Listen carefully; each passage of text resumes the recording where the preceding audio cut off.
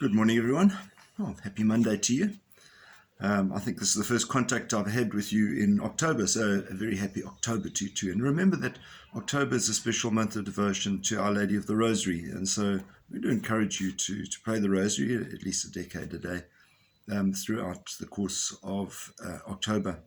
And then during the week we will be celebrating, of course, the Feast of Our Lady of the Rosary, and we'll talk a little bit more about that then. Today is the feast of Saint Francis of Assisi. We spoke a bit about him last year, and I think last year I had a Tigger with me. Well, as I'm sitting here today, cats being what they are, he's joined me. He wasn't invited, but he's here. He just arrived and said, well, I want to be part of this because it's the feast of Saint Francis. Yeah, fortunately, Tigger's a year older, and he's not... I don't think he's coping very well with old age, so he enjoys company.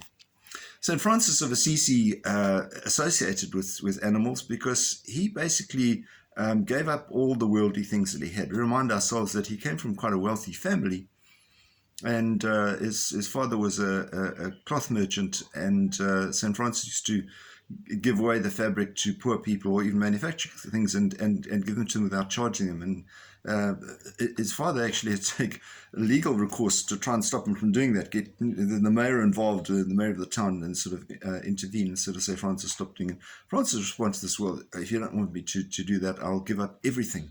So he renounced, he repaid the debt that he owed his father.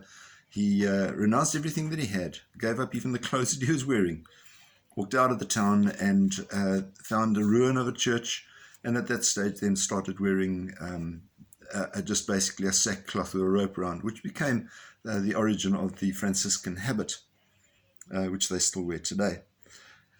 And interesting that the Pope, our current Pope, who is a Jesuit, took the name of Francis and has become quite Franciscan in his philosophy, caring for the poor and very aware of the needs of people around him. Saint Francis, as I say, became very interested in things of nature and looking after things.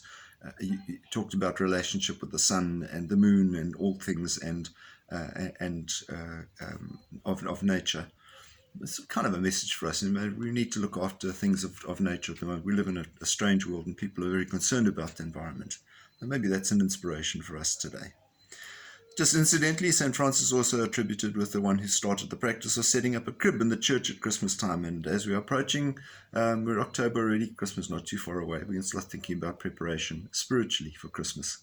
Have a wonderful and a beautiful day, and you keep safe. God bless. Bye-bye.